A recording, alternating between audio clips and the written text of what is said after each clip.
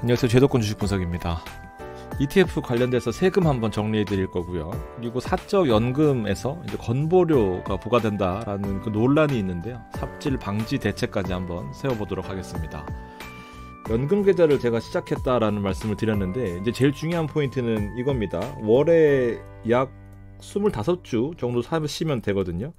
근데 이 평가 손익이라고 하는 것이 결국 이제 매매하거나 그리고 배당을 받았을 때 어떻게 바뀌느냐라는 그런 포인트와 이게 연금으로 이제 나중에 수령했을 때 여기에서 건보료가 부과될 수도 있다라는 그런 포인트인데요. 이 과정에서의 다양한 세금들을 오늘 알기 쉽게 다시 한번 정리를 해드릴 건데, 자, 국내 주식에 대해서 지금 세금이 또 논란이 되고 있거든요. 간단하게 한번 정리해드리면은 우리가 알고 있는 증권거래세율은 보통 0.3%였을 겁니다. 지금은 0%인데 코스피의 증권거래세를 보면은 증권거래세 그리고 농특세를 합쳐서 두 개를 같이 부과하는 그런 형태인 건데, 대부분 0.3이라고 알고 있는 이유가 여기 보시면은 오랜 기간 동안 20년 넘는 기간 동안 0.15, 0.15 두 개를 0.3% 해서 이 오랜 기간 동안에 이제 익숙해져 왔던 부분이 있고, 최근에는 0%긴 한데 농특세가 0.15 붙기 때문에 코스닥과 코스피를 이 농특세로 맞추는 경우들이 많단 말이에요. 얘는 농특세가 없습니다. 그렇기 때문에 얘는 0.15고요. 하여튼 0.15인 건데 코스피만 농특세가 부과되기 때문에 결과적으로 코스닥과 코스피를 같이 맞추는 경우들이 많다. 그래서 매수할 때는 당연히 세금이 없죠. 매수를 1억 했습니다. 수수료 여부에 따라서 본인의 증권사 HTS, MTS에서 수수료가 얼마나 나가는지에 따라서 뭐 0.015면은 15,000원일 거고요. 보통은 비대면으로 만드시는 분들은 수수료가 무료일 겁니다.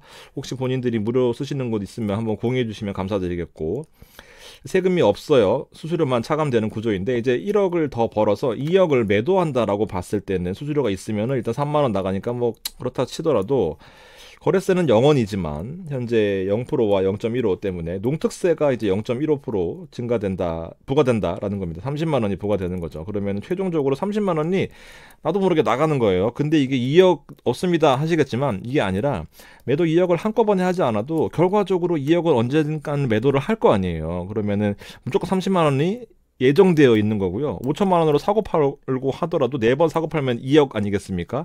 30만 원 나가는 겁니다. 생각보다 이게 크거든요. 단타에서 국내 수수료에 대해서 세금이 문제다라는 거예요. 근데 이거를 증권거래세를 0.2%로 인상한다라는 겁니다. 그래서 농특세를 어떻게 건드릴지 모르겠지만, 농특세는 실제 부과된다라고 보고 증권거래세를 인상한다라는 내용이니까 이게 여기거든요. 여기 그다음부터는 주가가 못 오르고 여기 갭 하락한 다음에 여기서 지금 멈춰 있는 겁니다. 코스피에 그동안 좋은 흐름 보이다가 어쨌든 돈이 많이 나갈 수 있다라는 거, 그리고 벌어야 내는 게 아니라 그냥 양도할 때 내는 거니까 이중 손실 볼 수도 있다.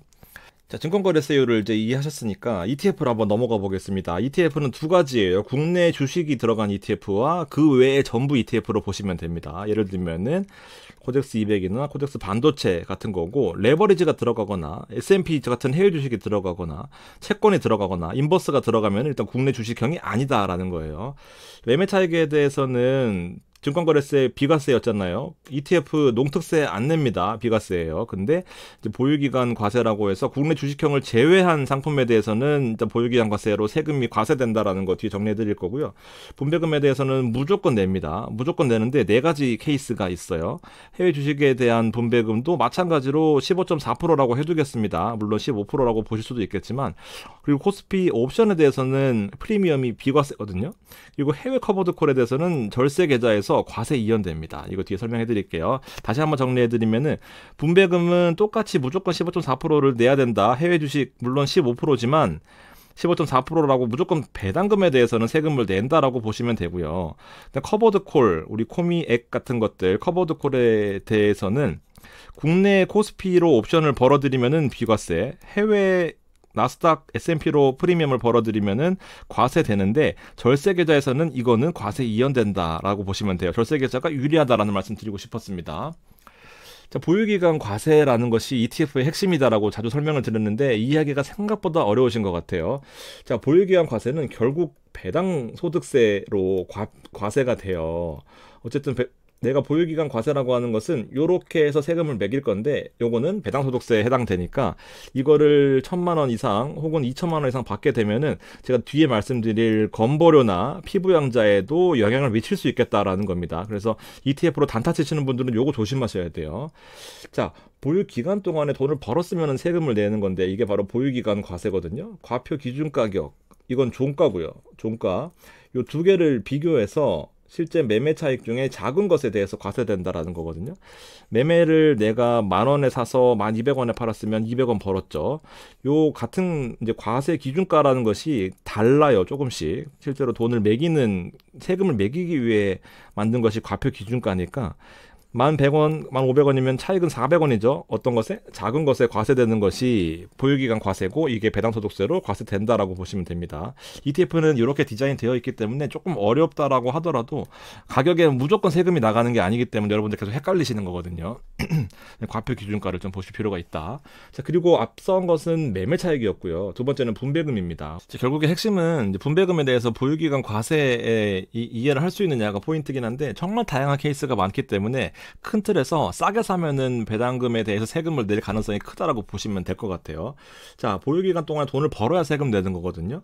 과표 기준 가격이라는 거 아까 보셨죠? 다시 한번 보여드리면 이거는 종가고요. 11,720원. 같은 날에 과표 기준가는 11984입니다. 달라요.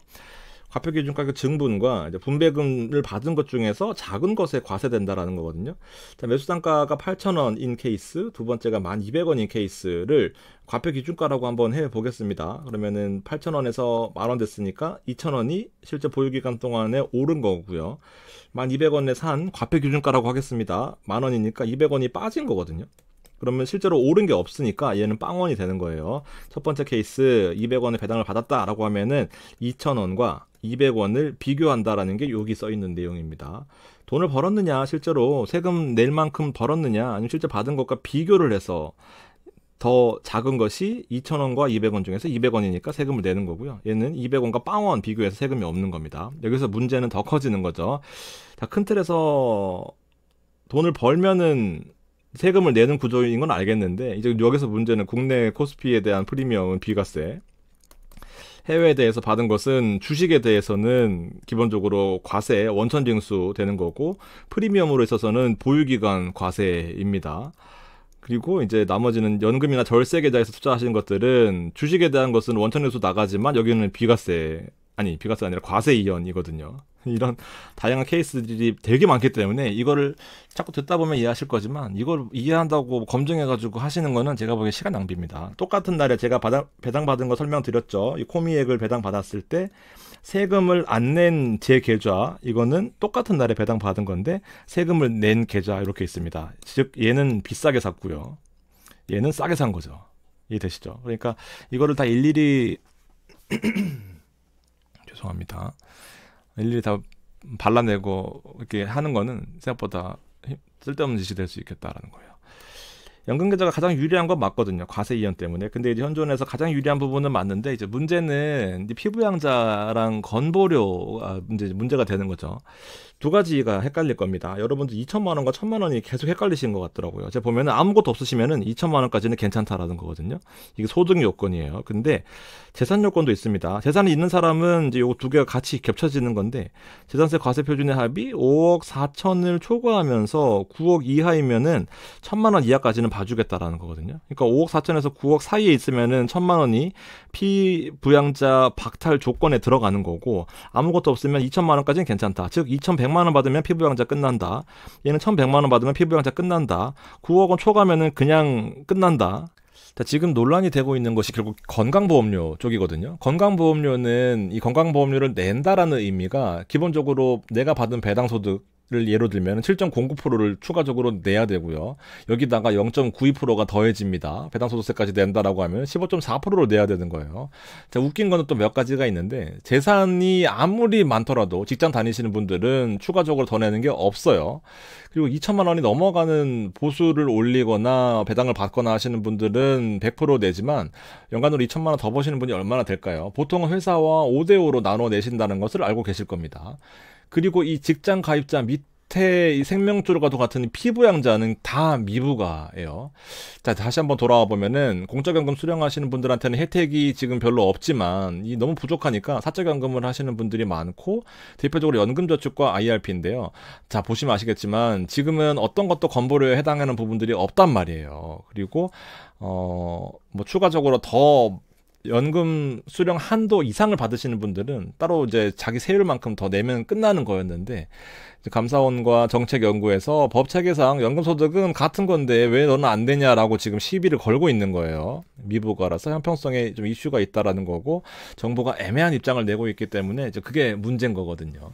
자, 정리를 한번 해드릴게요. 결국에는 여러분들이 이 부분이 강행되거나 강행되지 않거나 신경 쓰지 않고 계속해서 연금, 퇴직연금을 모아가시는 것이 낫다라는 생각입니다. 이 부분이 무서워서 해지를 한다? 정말 억으로 끌리시는 거예요. 왜냐하면 할 수 있는 게 많이 없었다라는 것을 우리가 외납세액 때 봤습니다. 25년 1월 1일 날 바로 시행이 되면서 이때 이슈가 뭐였습니까? 원래는 미국에서 배당이 나오면 국세청이 보전해 준 다음에 연금 계좌에서 나중에 과세하겠다라는 것이 그동안의 이제 세법의 해석이었고 그리고 실제로 그렇게 해왔었고 근데 이 세수가 너무 많이 환급되다 보니까 이제 이걸 없애니까 미국에서 원천징수 된 부분만 과세를 이연해주는 그런 형태가 돼버렸죠. 그러면은 실제로 여기서 세금을 뗐잖아요. 85%만 원천징수되고 들어왔는데 그동안은 보전을 해줬었고 국세청이 그래서 한 번만 연금소득세로 3.3에서 5.5% 내면 끝나는 거였는데 한 번 뗐는데 또 3.3에서 5.5를 또 떼니까 이중과세 이슈가 있었는데 이 부분이 논란이 되고 있고 막 크레딧 형태로 간다 이렇게 하고 있어요. 한 번 정한 정책이 바뀌기는 어렵단 말이에요. 근데 지금도 마찬가지입니다. 여러 가지 논란 때문에 건강보험법을 발의하면서 그 기준을 좀 만들겠다라는 건데 하겠다라는 정책적인 의지가 좀 보이지 않겠습니까? 그러니까 억울로 끌리지 마시고요. 연금계좌는 현존하는 가장 혜택이 많은 그런 절세계좌의 형태를 띠고 있어요. 아무리 뭘 안 좋게 만든다라고 하더라도 원천징수를 제외한 배당이나 매매할 때 세금이 없다라는 포인트가 되게 크잖아요. 원천징수 되는 부분은 어쩔 수 없어요, 지금. 그러면서도 커버드콜, 특히나 국내 커버드콜은 비과세지만 해외 커버드콜의 프리미엄에 대해서는 비과세 된 상태로 들어와서 과세 이연되고 남들은 일반 계좌에서 15% 뗄 때 우리는 연금에서 해외 커버드콜은 과세 이연 되잖아요. 그런 혜택도 있거든요. 그리고 꾸준히 세액공제 혜택을 받아가면서 모았을 때 원금보다 훨씬 더 큰 수익, 20년일 경우에 더 큰 수익이다라고 말씀드렸지 않겠습니까? 그러니까 해지하지 않고 그냥 꾸준히 가져가시고 그냥 그때 돼서 대응하시면 될 것 같아요. 꾸준히 모아가시는 게 좋습니다. 자, 마지막으로 퇴직연금을 50세 이후에 가입하시는 것에 대해서 여쭤보셨는데요. 오늘 조금 이제 길어졌으니까 제가 다음 시간에 요거까지 먼저 결론부터 말씀드리면 무조건 좋다라는 생각이거든요. 정리해드리도록 하겠습니다. 도움이 되셨기를 바라고요. 마무리하겠습니다. 감사합니다.